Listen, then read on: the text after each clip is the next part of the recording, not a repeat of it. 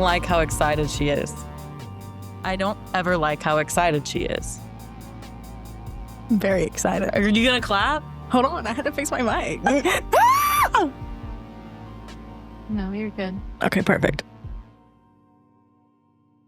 Yeah.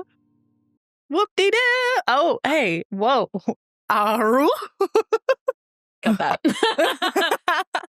Hi, guys. My name is Amanda. And I'm Sophia. And welcome to ZomBabes. Where every theory is valid. Except for Flat Earth. Y'all can leave. And I'm not going to tell you again, but I will next week. Actually, we're going to tell you every week. Get out of here. Unless we decide to change our intro. I also found out who's a flat earther. Who? You'll never guess. You know her. Don't tell me it's Brenna. No. Is it Ty? No. Is it No. Who else do I know? Is it Anna? It's Anna! Huh? It matches your sweater. Yeah, she's a flat earther. She told me that and I was like, this girl just continues to give me reasons to beat her ass. Wait, can she come on the pod and argue flat earth? she would. And I'll prove it wrong every single fucking time. That would be a fun episode to Did do. you know? Oh, I'm already planning on it. It's in the work. It's not in the works. It's in the brain, though. Episode 20. Okay, sure. I'll talk to her about it. Then I won't go on my little side tangent right now about it because I do know a good bit of information already. Basically, flat earthers prove themselves wrong. Every single day. Every single day, every single time. And it's going to be real fun trying to explain the science behind it all. And I can only see her now saying, I'm confused. Not today. I don't understand. Not today, Sophia. That'll be in a what? A couple of months? Why is my eye watering? Because you're already emotional about what you're about to say. I'm not going to let this ruin my concealer. I refuse. I refuse to lose against my watering eye. Why does your arm look so small? My strong hand. What is it? I'm a T-Rex. Put your hands down. So you like my small arms and then you don't like my small arms. I don't understand the hate. Anyways. I was hating the whole time. Aru. Aru? Aru. I'm going to have to send you the meme so you can clip it in. Because Laura's like, I'm not giggling. I don't get it. It's literally just a picture of Scooby-Doo and Haru. I mean, that's what I thought it was. So she did get it. She said, I don't understand. She's like, why I get it, but it's just not funny. Like, it's just. I appreciate that she thinks we're funny at all. You know what? Yeah, thanks. Because, generational humor, sometimes it don't be clicking. It don't always overlap. It don't.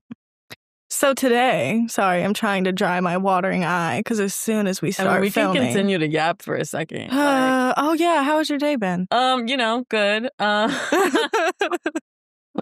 Same.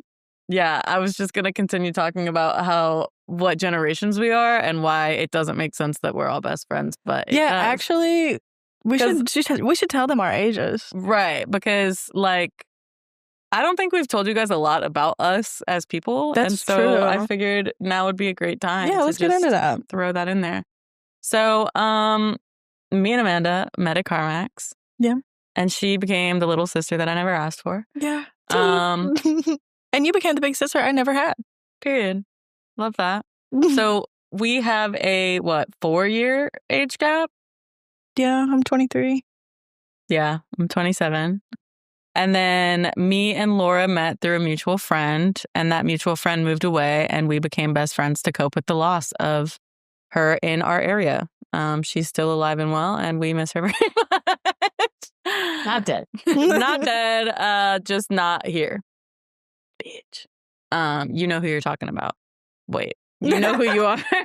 You know who you are. You know who we're talking about. And what's our age gap? And our age gap is 8 years. Like 7, right? Laura's like, 7.5? don't make it sound that bad. So if we're going by year of birth, it's 8. But she's an end of the year baby. I'm a beginning of the year baby. So it's really 7 and some months. But yeah. So how big does that make our age gap? 12 years? Damn. Because what is it, 90 and 02? Mm-hmm. Yeah. Yeah. And here I am in the middle. My oldest brother is still older than that, so Fuck it. I don't care. I love Laura. I'm like, exactly. Not a great example because you're not close to your siblings. So, they watch this video. hey, Oopsie. where's the lie? Does she call you? No, well, Don't think so. They don't watch this. they don't, and they won't. But we love our Hater. supporters who do. Hey, guys. Speaking of siblings, I don't know if my brother's been watching our episodes, but he will be joining us in a few weeks. Don't quote me on the exact date because we don't have that part planned out. But look forward to seeing Zeus from Epic the Musical on our screens with us together. It's going to be so fun. So yeah, shout out Luke Holt. Check him out on his socials and soon enough on this social right here. And he will regretfully be on here with us because he hates scary things. He has no idea what he's getting into. I think it'll be fun. It will be. It'll be fun. What And we're going to talk about is going to be really fun. His facial reactions will be entertaining as well. So runs in the family. What can I say? Why do I feel like I need a tissue? Is it fucking up my concealer? No. Okay, cool. That's all I cared about. So let's get into it. What? Is there anything else that we wanted to share about ourselves before? Because all we shared was our ages. Yeah. I don't know. Our star signs. I'm a Taurus. I'm a Capricorn. I'm a Scorpio. And that's why she's behind the camera. She stays a mystery. So yeah, this is definitely an earth sign duo. And then Miss Scorpio is what keeps us all together. She does all the work. We just basically show up. So I mean, we prepare some work, yeah. but she does the really hard She does the hard shit that takes the longest amount of time. So props to her because she does this for free. She does not get paid. Okay. But give us some support and some love and share so that we can hopefully pay her. Yeah, because she'd be tired. She also works full time. I don't know how she does what she do. Props to Laura. Round of applause for Laura. Round of applause. Now, a word from our sponsor, Laura. Okay, so anything else we want to share, guys? You're like, we never told you guys anything about us, and then I only have one thing to share. They can get little snippets along the way. I'm fine like, with that. what other? This is like, tell me about yourself. Here's a whole list about everything about me. What's your favorite color? My favorite color is probably green or blue.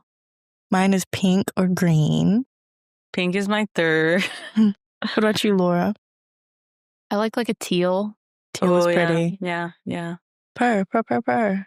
What's one traumatic thing that happened in your... No, I'm just kidding.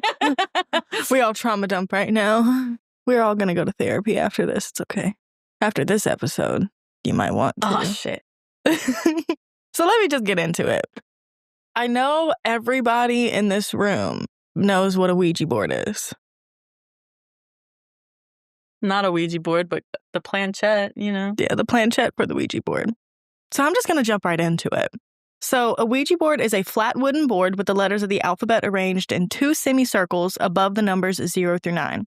The word yes and no appear in the uppermost corners, and goodbye is printed at the bottom. It comes with a planchette, a teardrop-shaped device used and maneuvered around the board. So I did a lot of research into where Ouija boards originated because I've seen Ouija boards. They're in all the movies. You know what they are. But have you ever looked at where they came from? No. Exactly. I don't look at them. I avoid them like the plague. Well, you're going to learn today. Great. The Ouija board came straight out of the American 19th century obsession with spiritualism, the belief that the dead are able to communicate with the living. In 1886, the Ouija board was born in Chestertown, Maryland. It was named in 1890 in Baltimore, where it was first manufactured by the Kennard Novelty Company. Officials required. Pause. This was a board game, like It was a literal game. Okay. That they came up with. Slay. Yeah. Officials required the board to be tested before it would be granted a patent. The chief patent officer demanded a demonstration. If the board could accurately spell out his name, which was supposed to be unknown to Bond and Peters, which are the people who owned the Kennard Novelty Company, he'd allow the patent to proceed. It did. And February 10th, 1891, Bond was awarded a patent for his new toy or game. Not a game. A patent. A patent. So they could mass produce it and sell it. Because how old do you have to be to buy a Ouija board? 12? 9? Is that an actual law? It says it on the box. Oh, like ages. Yeah. Age range recommended. Yeah. Hold on, Laura's looking. It's not 0 to 99. That's weird. Generally 8 and up. 8 and up. Slay. You can summon a demon at 8 years old. Let's go. That. Since it was created, newspapers reported on its use as a way to communicate with the dead, predict catastrophes, solve mysteries, and even commit crimes. As Ouija boards gained popularity in the wake of World War I, newspaper coverage spread about Pearl Curran, a St. Louis housewife who used Ouija to talk with the spirit of a 17th century woman named Patience Worth. Miss Curran went on to publish Patience's writings, many of which were met with critical acclaim. Over 5 months in 1944, as World War II raged, a single New York department store sold 50,000 Ouija boards. In 1967, the year after the Parker brothers bought the game, 2 billion were sold. Damn. Strange Ouija tales made frequent appearances in American newspapers. In 1920, National Wire Services reported that crime solvers, which were not actual people solving crimes, but kind of like spectators, were turning to their Ouija boards for clues in the mysterious murder of a New York City gambler, Joseph Bone Elwell, much to the frustration of the police. In 1921, New York Times reported that a Chicago woman was sent to the psychiatric hospital after developing religious hallucinations induced by a Ouija board. Oh, God. In 1941, a 23-year-old woman in Buffalo participated in a murder, supposedly on the encouragement of Ouija board messages. Jesus. A murder, that's kind of like, okay, this is kind of reminding me of like the tragedy behind AI and like people doing things because AI is telling them to. Yep. And you also make a game that is supposed to give you answers. And the thing is, okay, so when I was looking through this article, it was basically the Smithsonian magazine. It was saying Ouija board can connect us to paranormal forces, but it can tell us a lot about psychology, grief, and uncertainty. So, they're talking about everything that happened with the Ouija board, but they're chalking it up to science. So yet again, it's one of those things. Do you think it's your mind playing a trick on you where somebody is subconsciously moving the planchette, or do you think you're getting an answer back? Because, the planchette is what moves across the board. You'll ask a question and you don't know if one person is doing it on purpose, like pushing it. You don't know if you're all subconsciously not on purpose moving it, or you don't know if it's actually a spirit talking to you, which is moving that. Because why would you create a game that can give you answers? Like, you're creating a way for spirits to communicate with people. Right. That is a shitstorm waiting to happen. And it was. 2 billion sold, 50,000 out of one store. Yeah, that's insane. That is insane. But it became extremely popular. So how do we become scared of the Ouija board? Because when the Ouija board first released, it was not something to be afraid of. Like the story with the what is it? Not manic panic. That's a hair dye. Satanic panic. Satanic panic. Thank you. Mm-hmm. Manic panic. And it definitely was satanic panic. Because like the stories of like the 23-year-old woman who participated in a murder, those were very far and few between. Right. Like, it was not popularized off of that. But in 1973, The Exorcist released. Oh, God. Which is based on a true story. The idea that a 12-year-old named Reagan was possessed by a demon after playing with a Ouija board by herself changed how people saw it. After that, it became a tool of the devil. It began popping up in scary movies, usually opening the door to evil spirits. Quick pause. You're not supposed to use a Ouija board by yourself, right? You're not supposed to use a Ouija board at all, period. I mean, yeah, right. But like, people do. Yeah. And one of the main rules is not to do it by yourself, right? I'm pretty sure. Looking at Laura to look it up. It is widely advised not to use a Ouija board alone, as it's believed that multiple people are needed to generate enough energy to move the planchette and ensure a proper session. I guess so that there's less chance of one person's subconscious taking over and moving the pieces. Or, in my mind, adding the questions of we don't know who is moving it. Also, session control. In a group, one person can step in if the session becomes too intense or if a participant is unable to continue. Because you've seen in the movies where they use a Ouija board and all of a sudden the planchette is flying across the room and then the lights are turning off and all of these things. Imagine you're one person and you end up opening this door. You're trying to speak with a nice entity. Yeah. And you have this literal fucking demon come through who has more energy Well, yeah, than you and alone. I know, like, one person can potentially, like, their body can get taken over. Yeah. And someone needs to be present to close the door. And you have to close the board properly. Yeah. If you don't at the end of it, you're leaving you're basically opening a portal and leaving it open. Yeah. And then anything can come. That's like the ideology behind it, is anything can come through at that point, because you're supposed to like do the circle a specific way and say goodbye and like close it properly. Right. A lot of people don't do that. But yeah, you're not supposed to do it alone, and I really wouldn't recommend doing it at all. Period. Let's Don't. just stay away from that. So after The Exorcist released, it became a tool of the devil.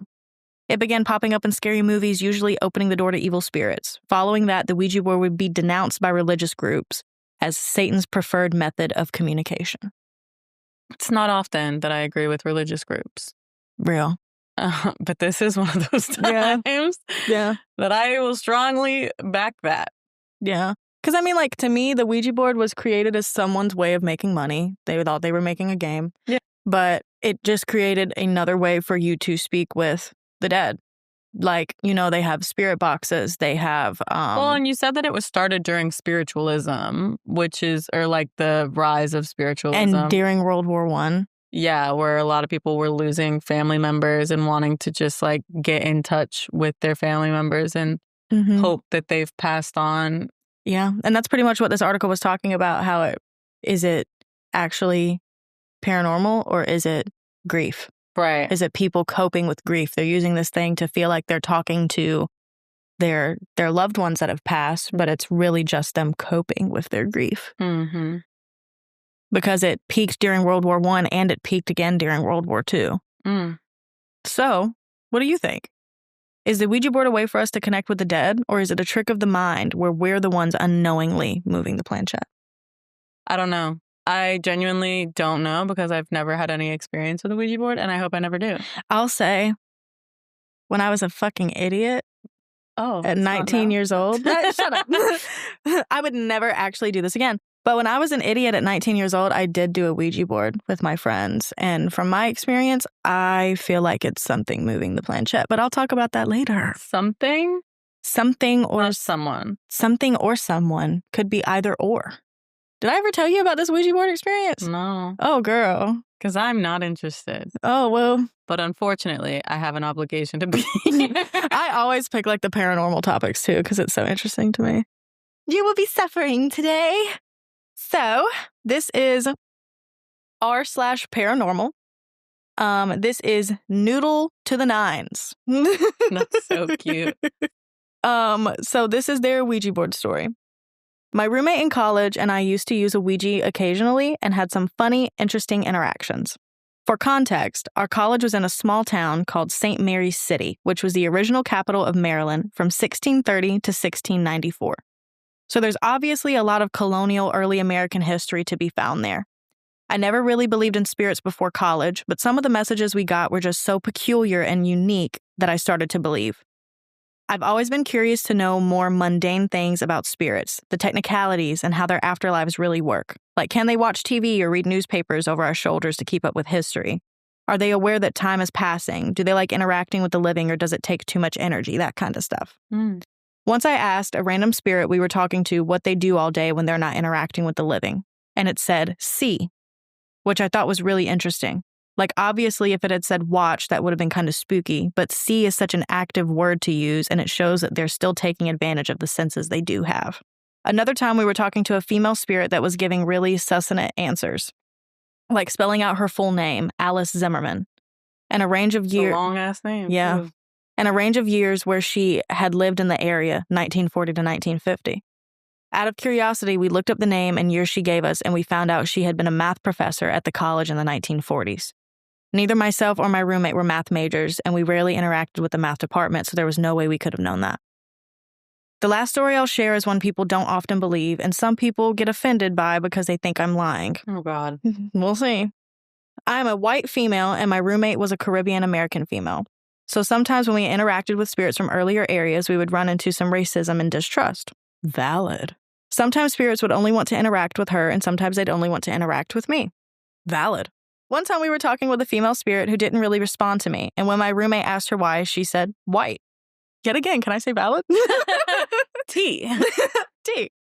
My roommate thought this was pretty funny and explained that I was cool and that racial issues had gotten somewhat better. Right. Yeah. How long ago was this written?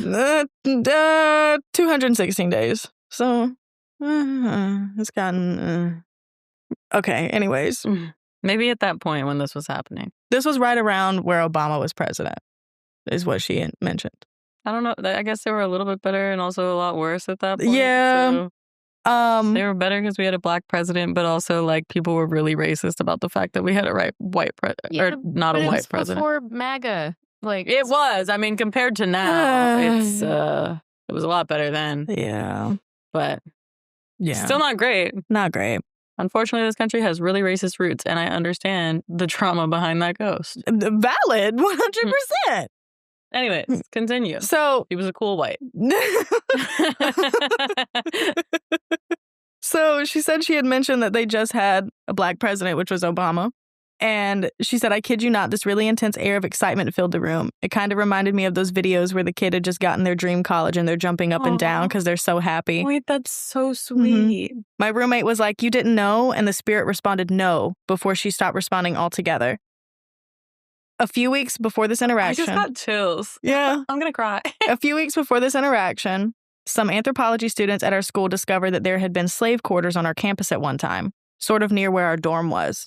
That's one of my favorite Ouija board stories, but I can see how people could be offended by it, and I apologize if I offended anyone here. That's not my intention. Mm. So yeah, that's kind of interesting.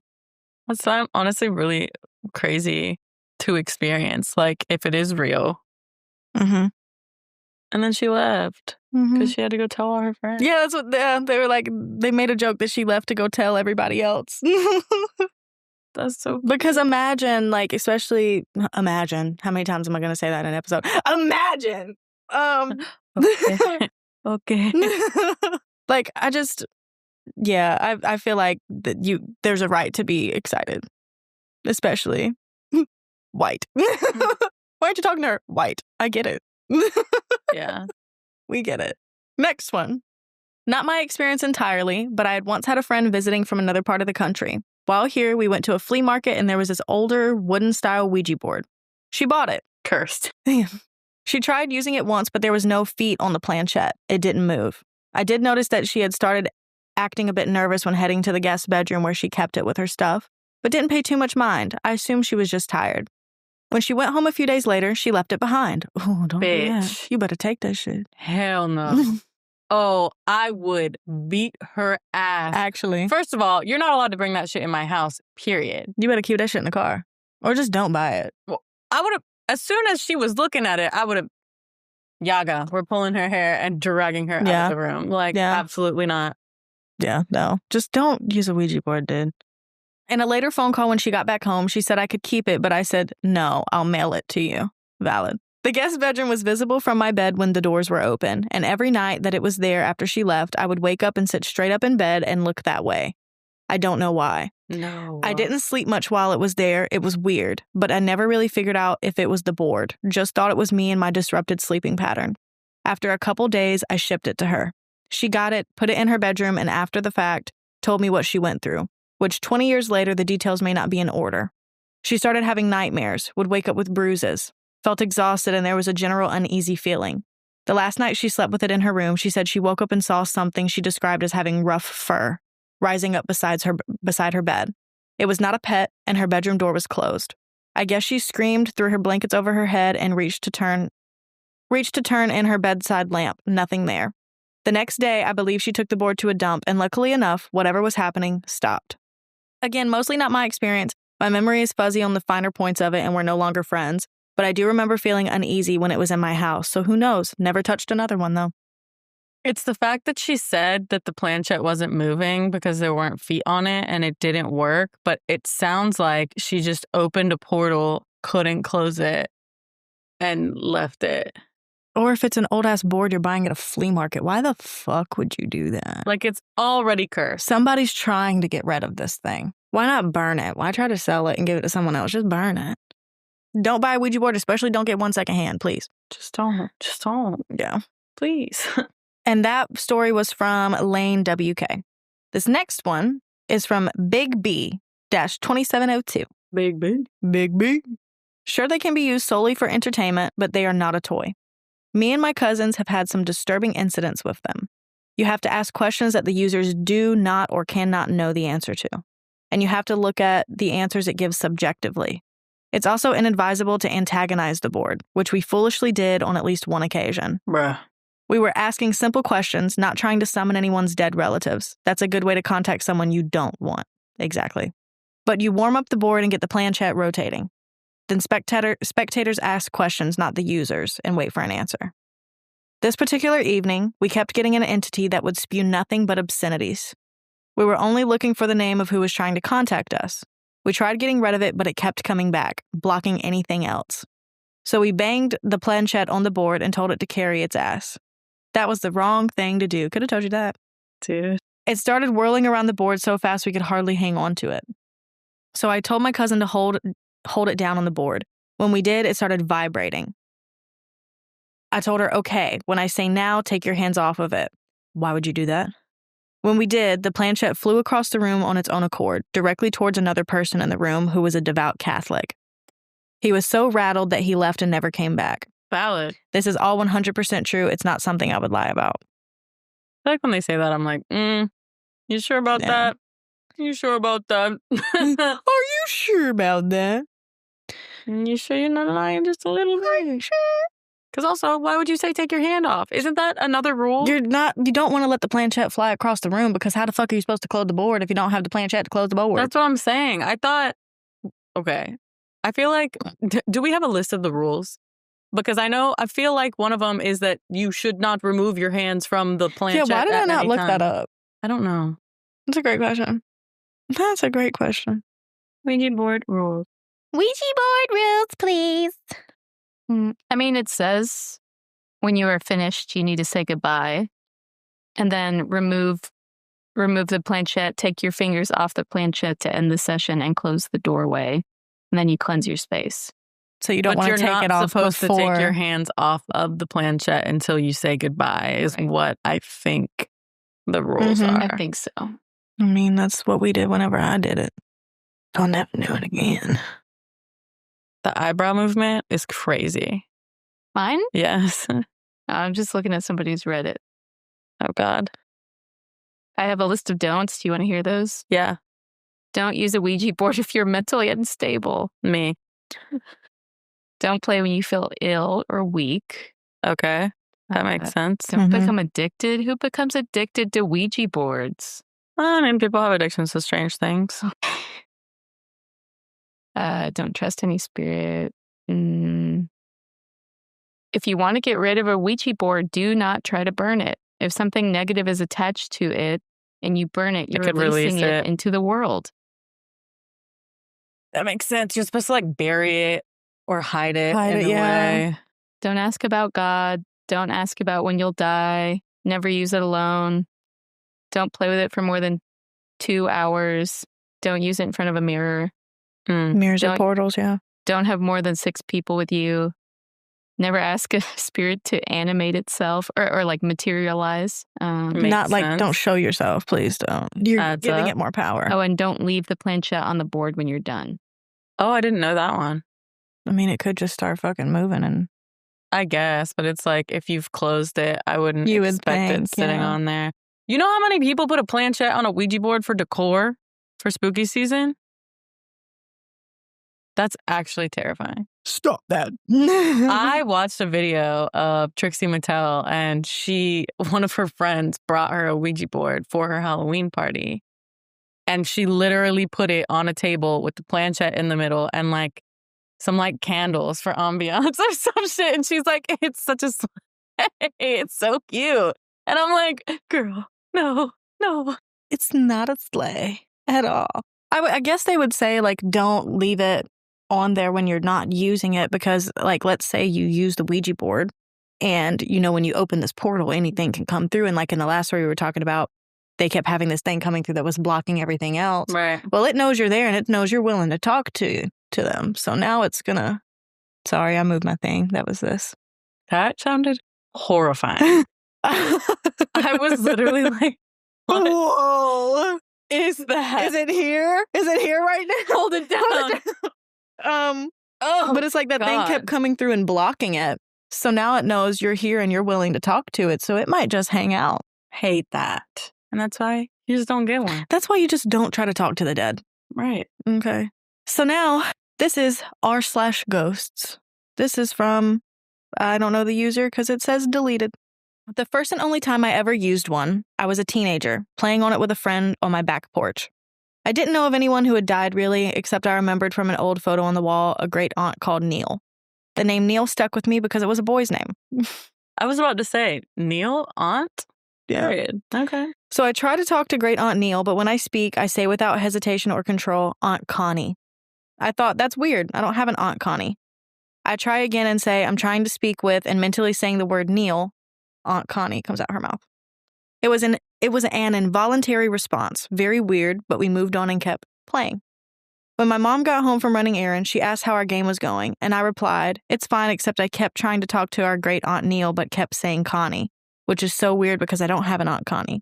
I still remember my mom's face in that moment. It turns out I did have an Aunt Connie. She was a baby who died of SIDS decades before I was born. My mom also named me after her. My mom almost named me after her. I went on to have extreme paranormal experiences that continue to this day, actually. I think it opened a door that I haven't been able to close. Edit. The scariest thing that's ever happened to me were from when I was a moody 15 to 18-year-old girl that seemed to really energize my surroundings, and lots of scary things happened. I saw people, heard my name whispered in my ear at night multiple times, heard footsteps daily, and heard a voice mimic my father's and walk around the kitchen. Go back to, what was it, episode 3, mimics? Scary. Spooky. That one convinced me that we were broken into, and I stayed outside until my boyfriend came to get me. Of course, nobody was there. My brother moved back into the family house after college and confirmed he also heard a voice mimic our father's and walk around the kitchen. He didn't offer this information. I had to pull it out of him over dinner years later. We independently experienced this and didn't know it. In college, I saw a girl standing over my roommate's bed in the middle of the night. I woke up the next day and was like, hey, who was that? Roomie was like, oh, hell no. She and I still talk about it to this day. We were in a sorority hall at the time, so I dismissed it initially. It only hit me later that I didn't recognize her or see her legs. Huh? Standing over her bed with no legs, just like floating, like a floating spirit. Their entire body wasn't materializing. Both of y'all's faces right now. Hate it. The other weirdest thing in college was someone kept getting into bed next to me. Never touched me, but the mattress went down with their weight. That one spooked me. At least he didn't touch you. Laying in bed next to you, though. So fun. Yay. This next one is Dr. Not Satan, but Satine. Remember they tell you to never do it alone? Well, I did because it was the only way I could be sure no one was moving the coin. I did paper and a coin instead of a proper board and planchette. Oh, that's also very spooky to me. Mm-hmm. I talked to someone. All spooky. What am I saying? I talked to someone male who died. I asked why he's still around, and it answered car. Gave me a plate number, a name of a wife, a local phone number. I started thinking, this is so mundane. Seriously? And it got kind of forceful. I felt the coin actually pull a little and get warm. Before this, I wasn't even sure it was me moving it. Asking where he was, it spelled inferior, like it was about to say inferior, and it stopped at the R and went to the word no. Huh? Because it could have been inferior. He put inferno is hell in Spanish. Because he asked where he was. Like, are you in heaven? No. Yep. Are you in heaven or hell? Not inferior. Infierno. Sorry. That detail of using the no to cut corners in the spelling was interesting. I started saying goodbye and it didn't answer. It simply stopped moving. It didn't like not having... Oh, sorry. Hello? Word. Hey. It didn't answer anything else I asked, so hopefully it left, but I didn't like not having the assurance. Kept the thing for years in a random book. Didn't know if burning or throwing away was a good idea. Of course, I called the number and asked for the wife. I was told she wasn't there. I asked, but does she live there? Of course, we are notoriously paranoid as a country about giving info on the phone, so I got the typical treatment, who is this? Why are you calling? I hung up, so I didn't know if any of it checked out. Never did it again. Never had anything weird happen either. Crazy that you called, though. Yeah. Like, crazy that you called and the you didn't number went... share your crazy-ass story with whoever was on the line. And the number was real. I mean, we don't know whose number it was. It could have just been a number. You know, but there's a lot of numbers out there. Yeah. It's just interesting that it wasn't like a... This number is not in service. Yeah. Yeah. Yeah. See, not that I ever would have done this, but if that were me, I would have been like, yeah, I'm so sorry. I communicated with this person through a Ouija board and they told me to call this number and tell you that they're in hell? ? Infierno? Are you Spanish? No? None of those things. That's not who I'm talking to. Girl, we need to WD-40 this motherfucker. Okay. Next one. I'm a stay-at-home dad, said. Cute. Not me, but my mom and dad. My brother is 7 years older than me, and the story goes like this. My parents rented a house that my mom's aunt and uncle owned in the late 70s. The aunt committed... Trigger warning, this is talking about suicide. The aunt committed suicide in the early 60s in the back bedroom on the top floor. Shortly after my brother was born, they decided to use a Ouija board to try and contact her. After a few questions and inquiries, they asked a question that prompted the board to respond with, "Move J." My brother's name is Jason, goes by J. They moved his crib to their room. A short few days later, a massive storm caused a tree branch to crash through my brother's bedroom window. It landed where his crib would have been. I just got full body chills. Oh my God. Mm-hmm. Mm-hmm. This is giving that lost episode that we're never going to recover. That's actually really freaky. That one's pretty freaky. What? The lost Move episode? J. Oh. I mean, yeah, the lost episode is freaky. The lost episode's freaky too. It is Maybe I'll freaky. find it one day. Yeah, no, that's actually so scary. Though. that is. Because how do you know? This is from Turo? Tuorow?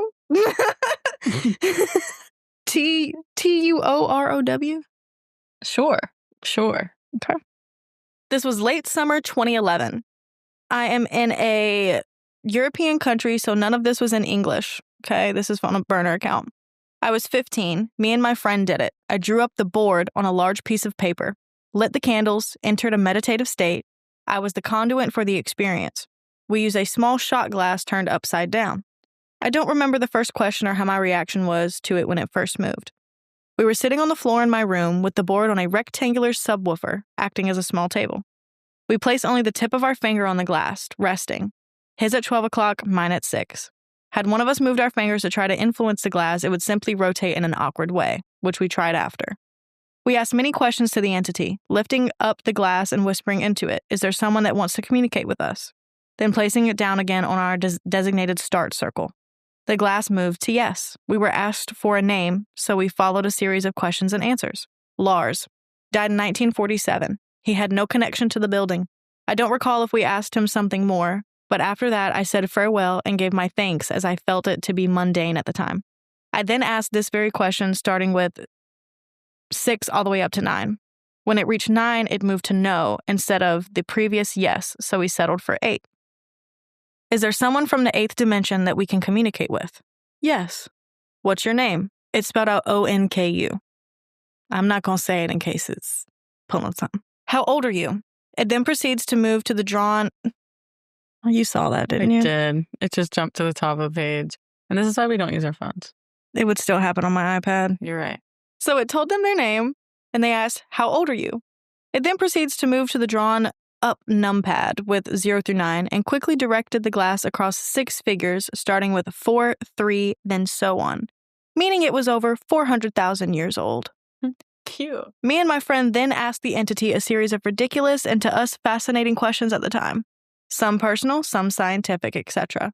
It was all well and good. The communication was impressive to me. The glass moved with a sharp and clear intent for each answer, like someone grabbed the base of the upside-down glass and swiftly moved it to each letter. Sometimes spelling words so fast we couldn't keep up and lost some meaning, but I wanted something more. Can you show us a visual sign? Oh. What did it say not to do? This person is pissing me off. Continue. Yes. I didn't want anything happening inside my room, so I asked, can you show us outside if we go on the balcony? Yes. Should we go outside now? No. We asked some more questions unrelated, and after about 5 minutes or so, I asked again, is it time for us to go outside now? Yes. No. Okay, but also, like, you're going outside. Are you taking your hands off of the planchette to go outside? More than likely. My friend and I stood up and went out to the balcony in a, all right, don't know what to expect, but here we go type of attitude. It was almost bright outside. The time was 4 a.m. mid-August. The street lights were off, but it was still early dawn. From our vantage point of our second-floor apartment, we noticed what we first thought was a rock behind a small shed across the road, to the right of the resident parking lot. We then realized that it's a black cat. It sat, mesmerized by something behind the shed out of our view. It then moves to the left, our eyes following, until it's straight ahead of us. Just as it lays down under one of the cars, a white orb of light appears about 6 feet above ground. It appeared out of nowhere. The orb itself was about the size of a basketball. The light was solid and pure. It was white, but it did not reflect. It wasn't bright in the sense that it was fuzzy. It was bright like it was a puncture of matter or space and time. It made a quick floating swoosh, and it was gone just as quickly as it had appeared. When it was gone, I looked at my friend to my left, and he looked at me, stunned with his mouth open, literally. Me. We look towards the same spot again, and it almost instantly appears again, like a confirmation that we did indeed see what we saw. This time, it performed a longer swing that came from the right instead. We stayed amazed for about 10 minutes and went back inside. Asked, was the orb of light the sign? Yes. It was never really scary. It was just a feeling of wonder. The last time I did it was in 2014. Never seen anything like the orb again, though. No. Like, literally just no. I feel like I don't have many things to say other than that's not what you're supposed to do. Mm-hmm. Because what the fuck? Because what is that orb and where did that orb go? The thing said it was 400,000 years old and it told you its name was ONKU. Bitch, I would've closed that motherfucker so fast. Goodbye. Nice to meet you. Goodbye. Have a nice day. And we just continue to ask mundane questions and Shut up. Shut up. How old were they again? I don't know. They were 15. You're nodding like, yeah, that's some shit I would have done at 15. No, I was in church at 15. I didn't go to church. Every weekend. I went to church for like 2 years. And then I left. Where were we going when I was 15? I don't know. I went to an Episcopal school, so, you know, I was at least in church every Wednesday. My chapel. Chapel every morning. Mhm. Every Wednesday morning. I'm keeping you clean. Your mom is going to watch this and be like, oh, Millie's going to be pissed. She's going to be like, absolutely not. You need to get rid of that pillow. We love it. It's so cute, though. It ain't got no board to sit on. And it wouldn't be able to move around anyways, cloth. There'd be too much friction. No, we're not talking about that. Sophia's like, you're gonna freak me out. Shut the fuck up. Okay. So I'm gonna read Ready to be done with this story. I'm like, how many minutes are we in? 51.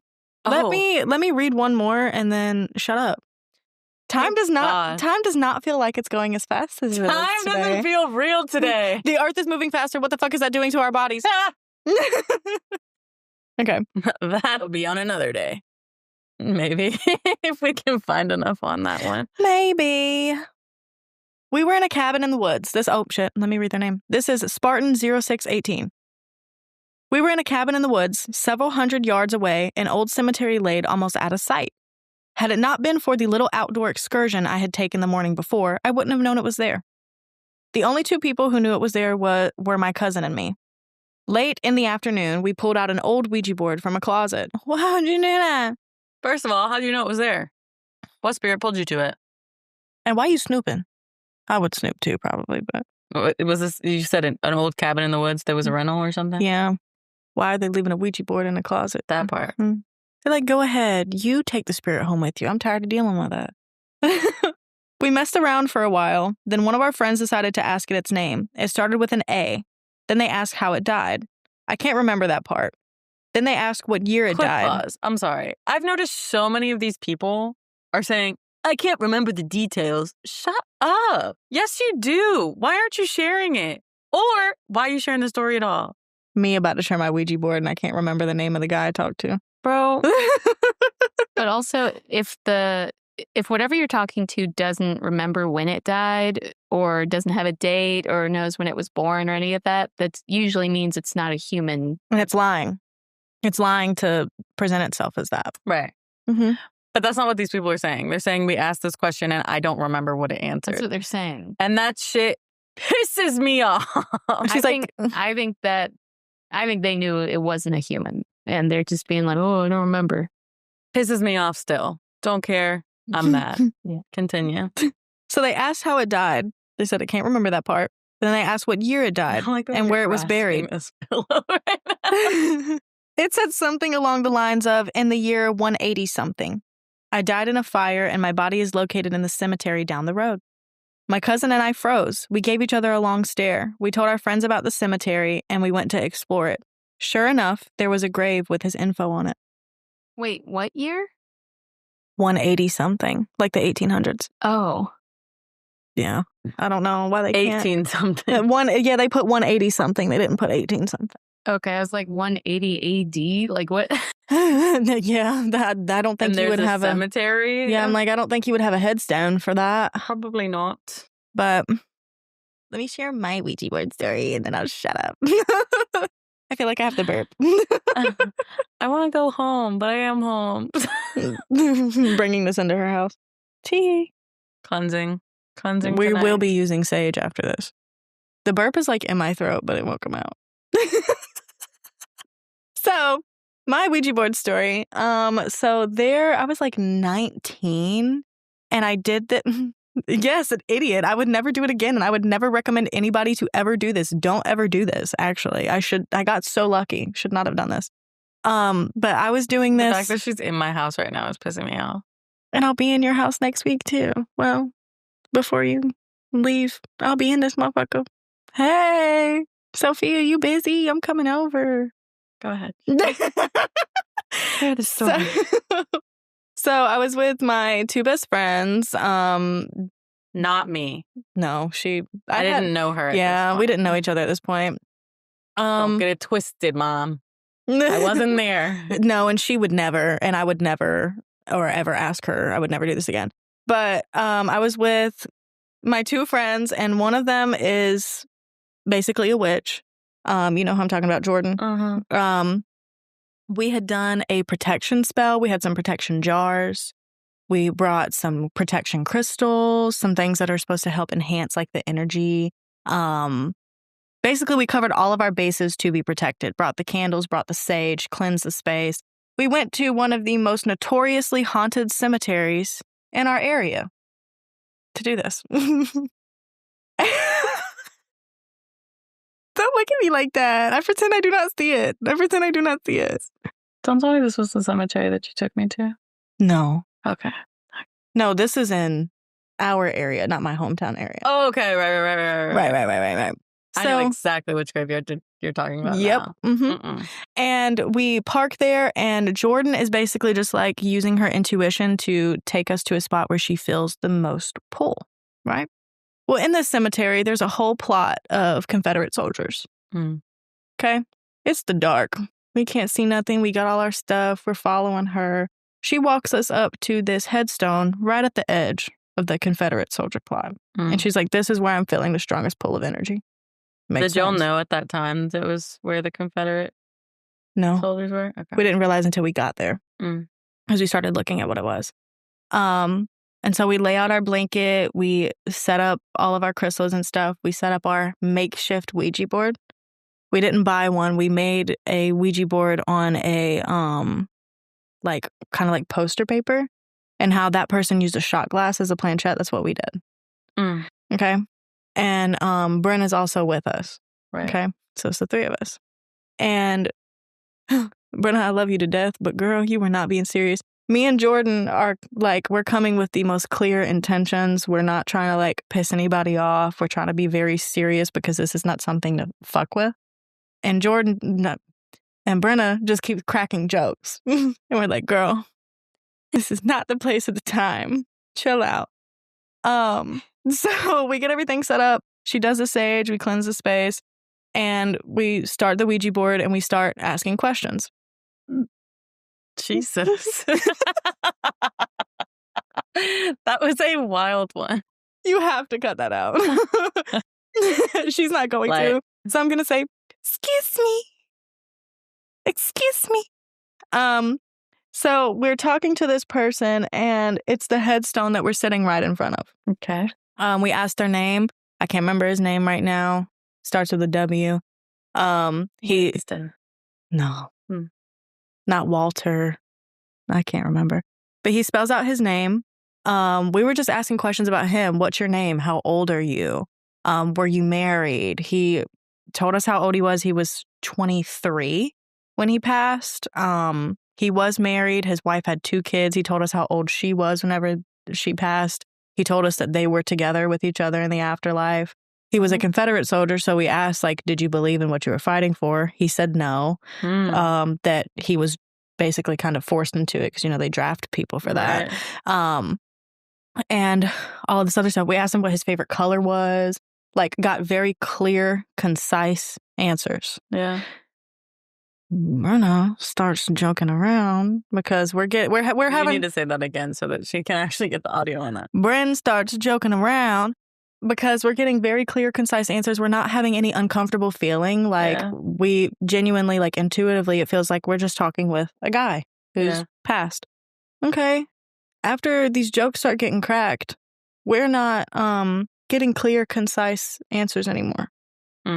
It literally, you could feel the energy shift from, okay, this is this guy, to, I don't know who or what this is.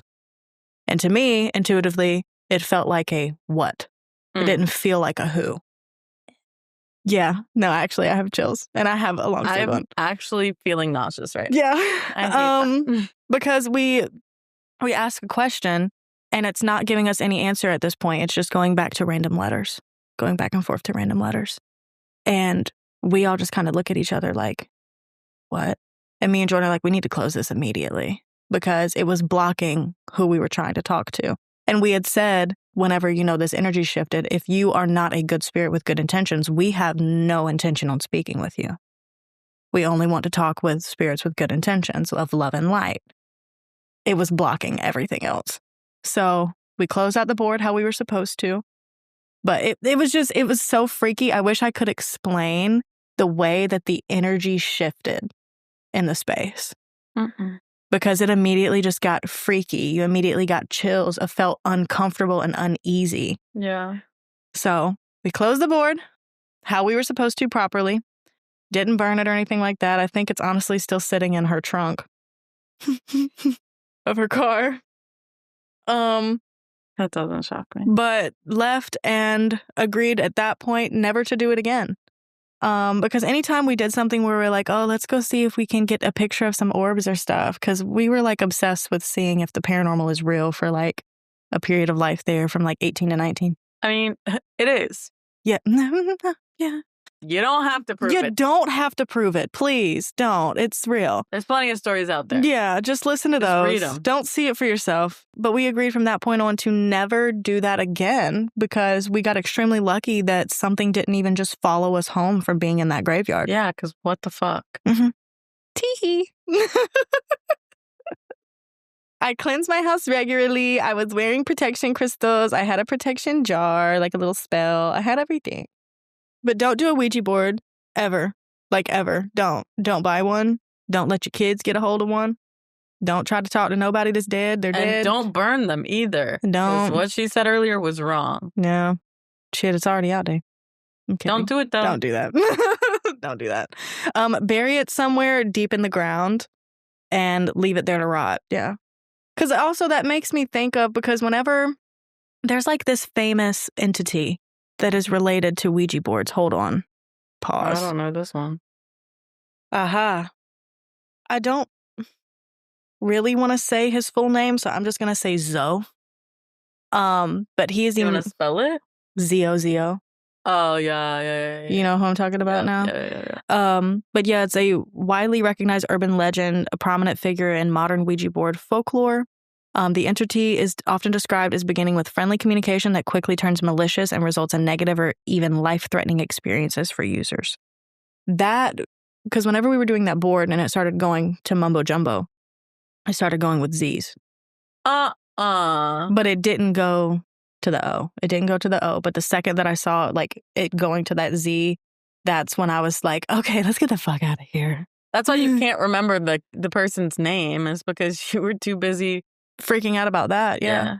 But I do genuinely feel like we were speaking to a guy first. I don't feel like it was an entity pretending to be something else, because you could feel the energy immediately shift. Yeah. It was crazy. So I end that with never do that. Never do that ever. Don't even think about it. Clear it out your mind. Go take a walk outside or something if you ever feel like you need to do that. Just erase that from the palette of your brain and don't do that. So what do you think? Are Ouija boards real, or is it science tricking us? Is it our brains tricking us? Are they real? I do think they're real. I don't think you should fuck with them. I hate that they were invented. For someone to make money, yeah. Literally just for monetary benefit. Mm-hmm. Because I do also feel like a lot of the money made off of them was based off of grief. And it's really fucking sad that so many people bought them while they were mourning, and then they ended up getting trapped into some other fuck ass bullshit. Mm-hmm. To be fair, we don't know that it wasn't a malicious thing. Like, I don't know if you think of the wind phone, like in Japan after the hurricane from 2011, or no, tsunami from 2011, somebody put up a phone that doesn't work. And then people go to that phone. It's like a phone booth, I think.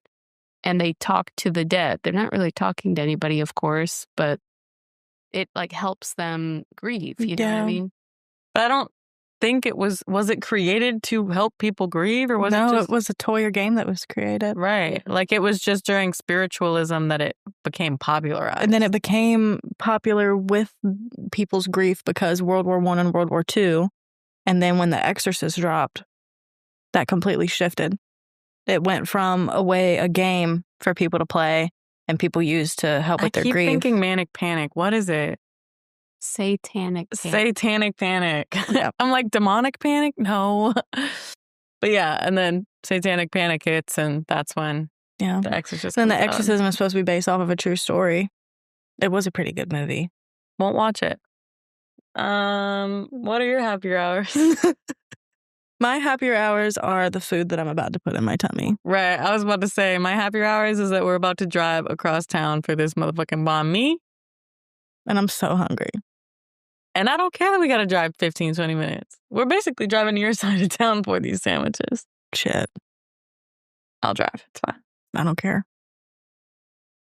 I can also drive. I filled up my gas tank. That's a happier hour. Gas was $2.44. Really? Yeah. On my side of town is cheap, girl. Damn, I might have to drive just like over here. Y'all be paying. Well, I guess that's it. I can't wait to cleanse my house later. And I hope you guys do the same. What do we say at the end? Subscribe. Check all of our socials. Subscribe. Put the button right here. Follow us on all of our socials. We have Instagram, Twitch. We will be going live sometimes if you guys want to see that. We also have Discord. We don't ever really talk about those. Yeah, but like keep an eye out for that. We're going to try and start doing more with that. Maybe. I don't know if y'all want. We would love to like interact with you guys.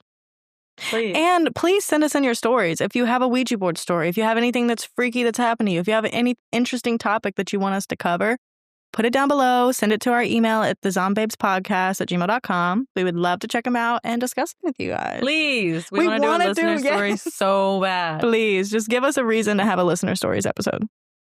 We're begging. We're pleading. We're on our knees. Please. But yeah, we'll see you guys next time. Thanks for watching. Thanks for watching.